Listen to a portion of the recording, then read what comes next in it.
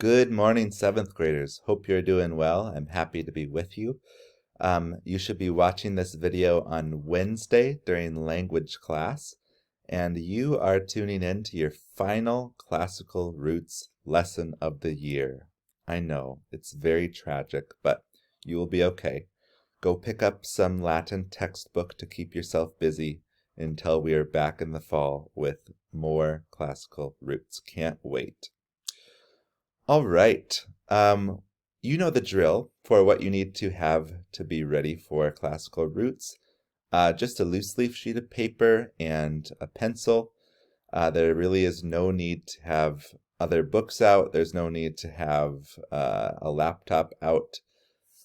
So make sure you are focused on the screen so that you can participate in all of the definitions and the roots, which need to be written down on one side of the page, and then your guesses at the pop trivia, which can be either on a separate sheet of paper or on the other side.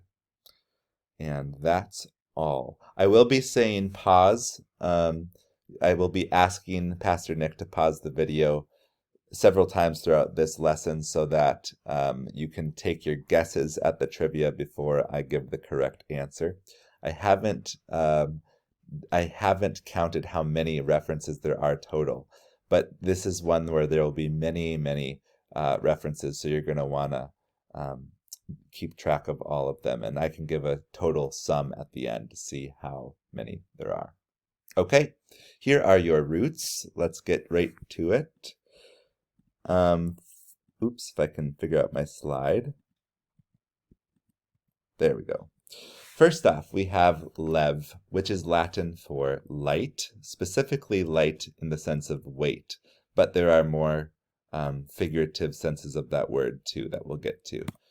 Then we have fall, and yes, it is associated with the word that you know as fall, but it also has things similar to the words trick or deceive. It has meanings similar to trick or deceive in Latin.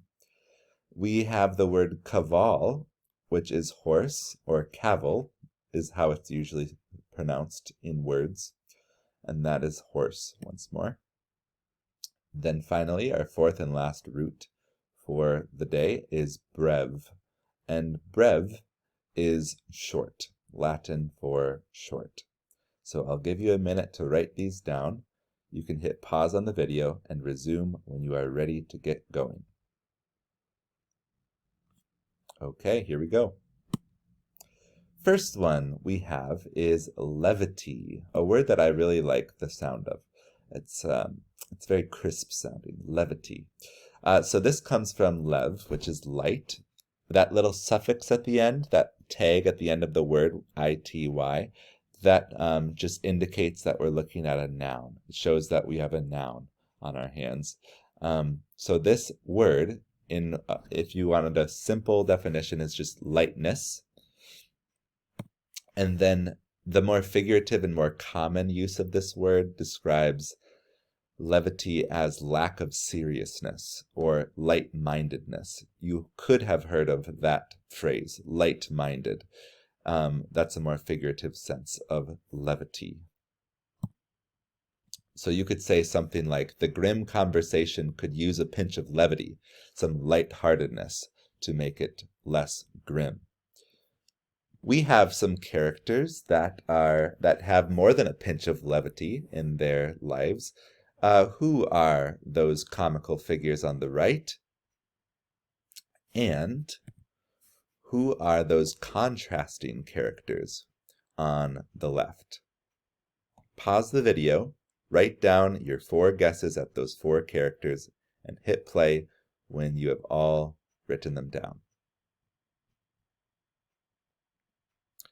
All right, here are the answers. We have Timon on the top, Pumbaa on the bottom, a warthog from Lion King, one of the greatest of all Disney films.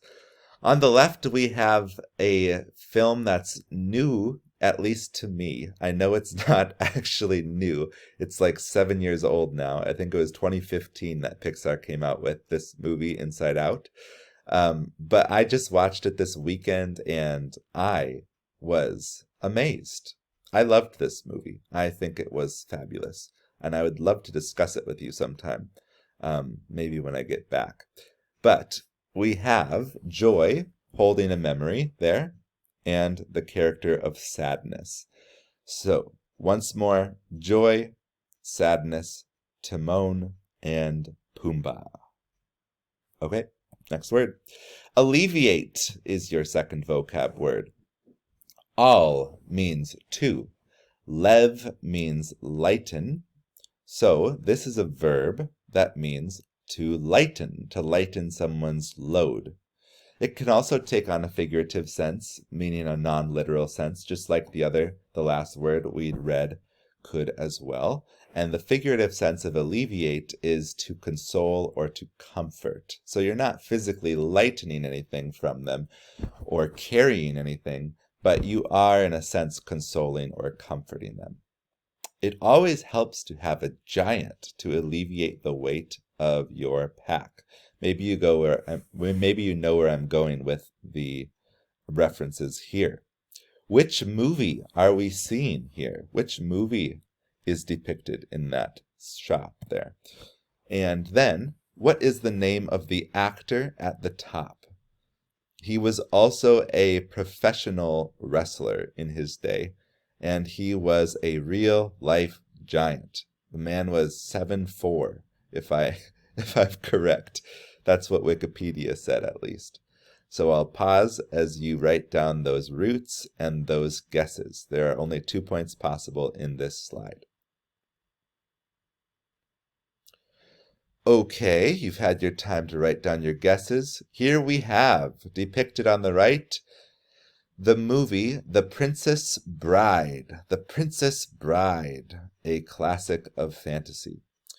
And then, on the top, is none other than Andre the Giant, who was not really an actor even. He just acted in this movie, and everybody loved him.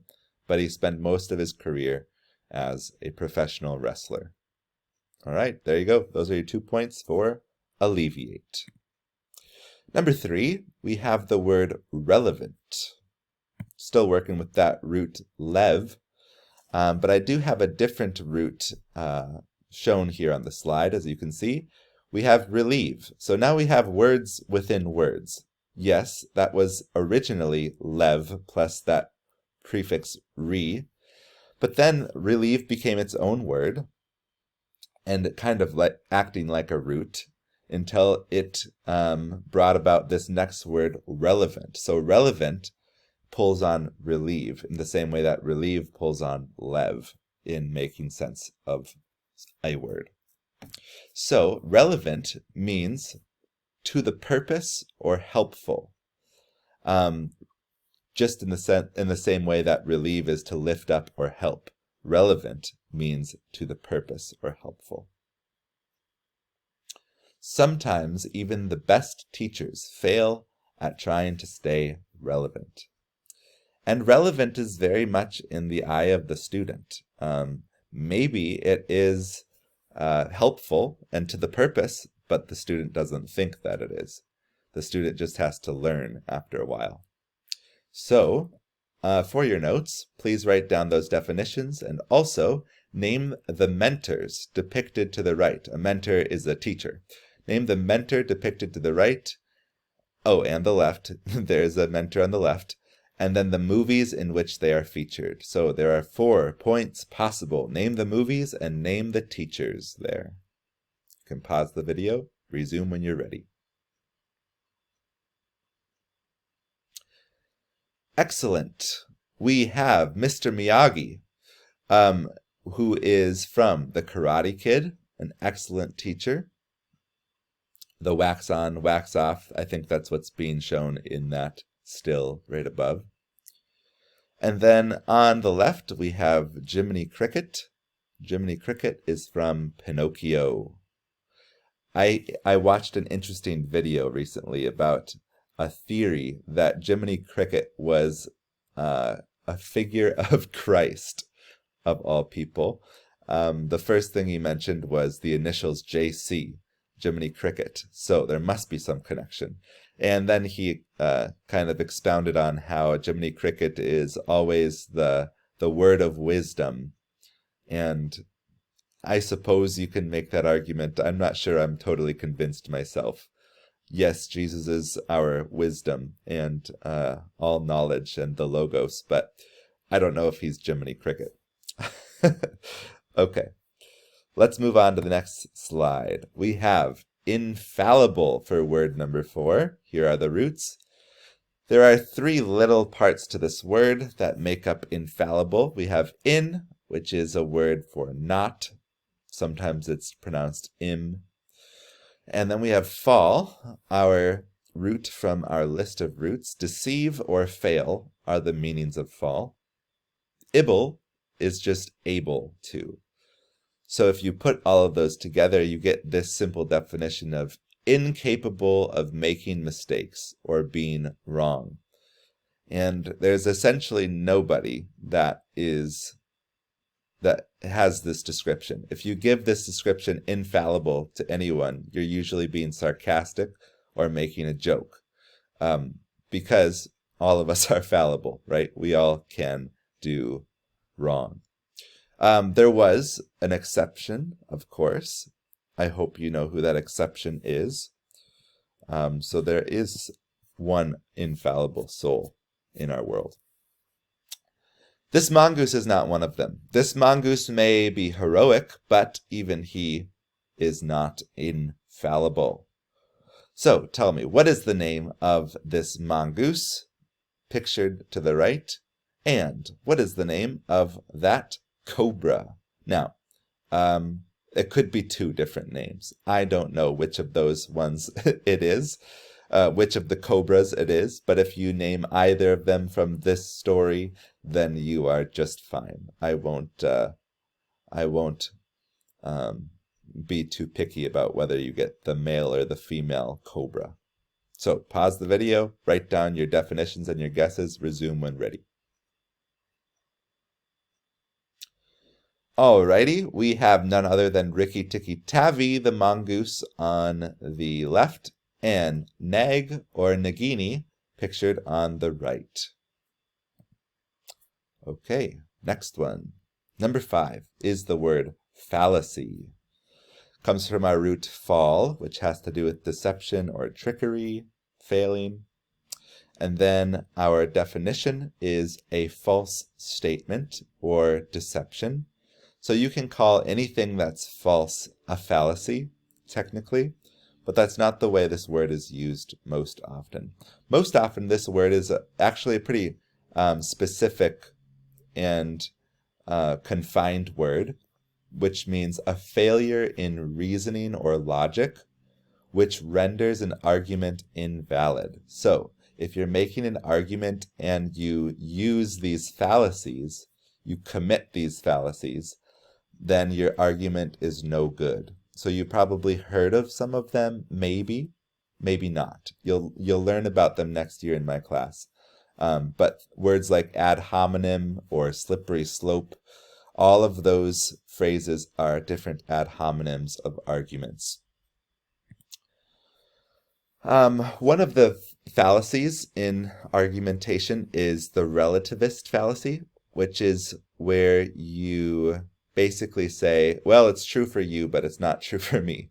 And you can't do that. That's not a fair way of arguing. You can't just say you see it different and that's the end of it, and they're wrong for not seeing it like you. Yeah, that doesn't work. There's a quote from a song: if what's true for you is true for you, and what's true for me is true for me, what if my truth says yours is a lie? Is it still true? And how would that even work? All right. So, who raps these lines in his song? He's this man pictured to the right. I'm a big fan of him and have been since I was your age. That's one point. And then a second point is, what is the name of this track or this song that he is rapping on? You can pause the video, take your guesses, resume when ready. Okay, we have the rapper Lecrae, who is rapping these lines. That is Lecrae. And we have the name of his song is Truth. So even if you had never heard that song, maybe you could guess that from the lyrics. Truth is the name of the song. Cavalier is our next word. We always have to have one sports slide in there, right? Caval means horse. And then the noun cavalier just means a horseman, someone who is riding on a horse. It can also just mean it can be an adjective in a figurative sense, showing no concern for serious matters. Showing no concern for serious matters. A quote would be, "Stop being cavalier towards your performance in Mr. A's class. Only A's for Mr. A, as they say." That is the word on the streets. No being cavalier with language arts. So, see if you can. Cavalier is also, we could list as a third definition, the name of a sports team, but that would be a proper noun. Who is this former cavalier on the bottom? And the current cavalier / former T-Wolf on the top. So, take your guesses and resume the video when you are all set. All right, here are your answers. We have Kyrie Irving on the left, and we have Kevin Love on the upper right, who used to play for the T-Wolves. Now he plays for the Cavs. I confess openly that I am not a NBA fan, nor really any sports fan, to be honest. I do like climbing. So I did not know these names. I knew of Kevin Love because he was Minnesota, but didn't know this guy on the left. Just looked up Cavaliers and found him. So there you have it. Okay, moving on to the next word. There are 3 left. You can do it. Chivalry. Chivalry. A word that needs to make a comeback. To give you the roots, I'm going to go through a little, it's kind of a 3-stage process. So caval is our horse that we had at the beginning. Chevalere is French. They took caval, horse, and then chevalere means knight.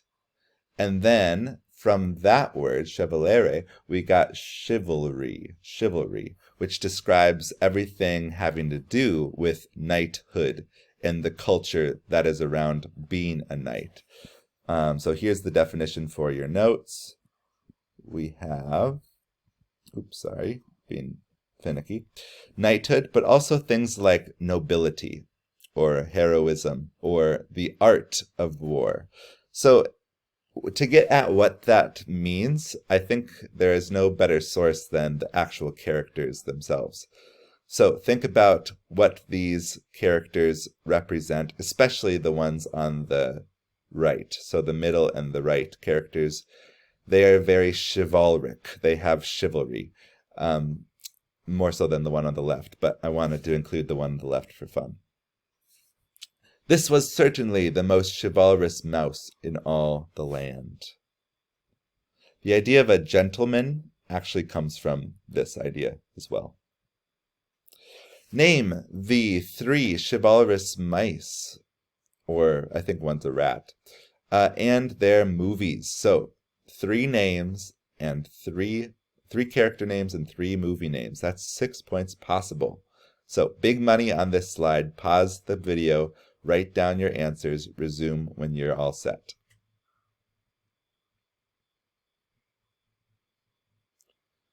Okay, I'm going to try remember all of these names off the top of my head. On the left, we have Remy from Ratatouille.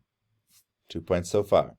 Then we have Despero from The Tale of Despero, which is 2 more points. I know it's silly, because they're the same thing. But then on the right, we have Reepicheep from Voyage of the Dawn Treader, or if you just said Narnia, that would be fine as well. Reepicheep is in more than just that book. So those are the 6 points you can earn on this slide. Number 8, we have cavalry. Caval means horse, Soldiers who fight on horseback is the meaning of that word, cavalry. You've probably also heard Calvary, which is from the King James Bible, and that's the hill on which Jesus was crucified, known as the place of the skull. It's unclear how that relates to cavalry, but that was a different spelling of the word. That's more of a proper noun.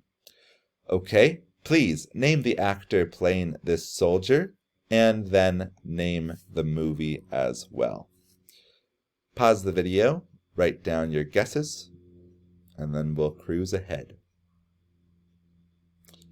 We have Benedict Cumberbatch, who is many, many different characters. Hopefully you recognized him. He's Doctor Strange. He is, what else is he? He's in The Imitation Game. He is the voice of Smaug, the dragon, in The Hobbit. But in this case, he is from the movie War Horse. War Horse. Number 9. This one is a deep cut, meaning I don't think anybody will get it, but maybe there will be one in the room. Brev is short. To make short is the meaning of abbreviation. The common way that you hear this defined is a shortened form of a word or phrase, which is displayed on the right here. IDK, my BFF Jill. All of those are abbreviations because they're shortened forms of words or phrases. You do it all the time. You abbreviate many, many things. But I want to make sure you understand where that word comes from. Brev means short, so abbreviate means to make short. That's what that word means. That is the sense of it. So, does anybody know what this ad is from? What it is advertising? It's like 2010, so it's very old. And it was at a time when texting was limited and new and a bit overwhelming for people with flip phones.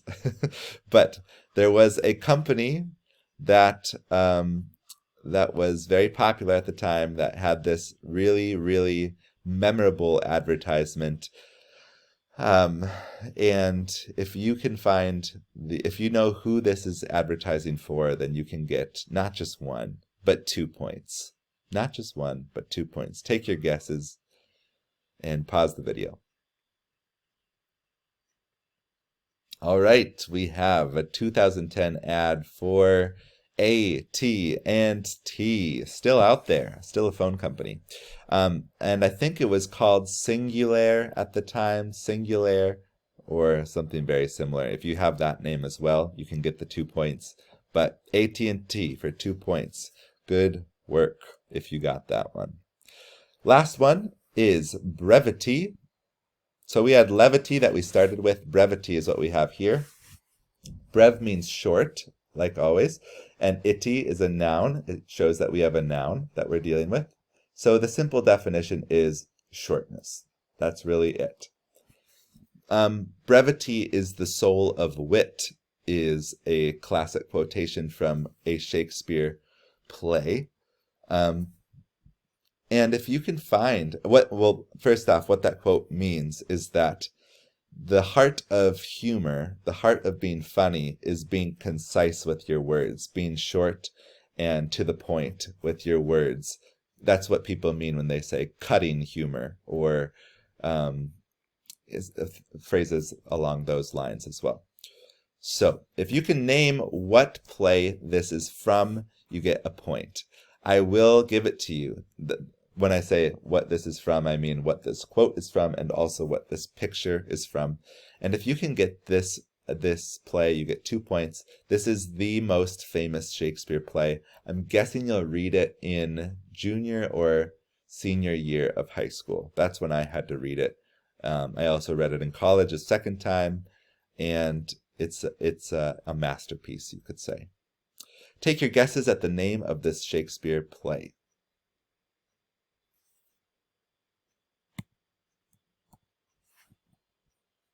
All right, we have Hamlet. Hamlet.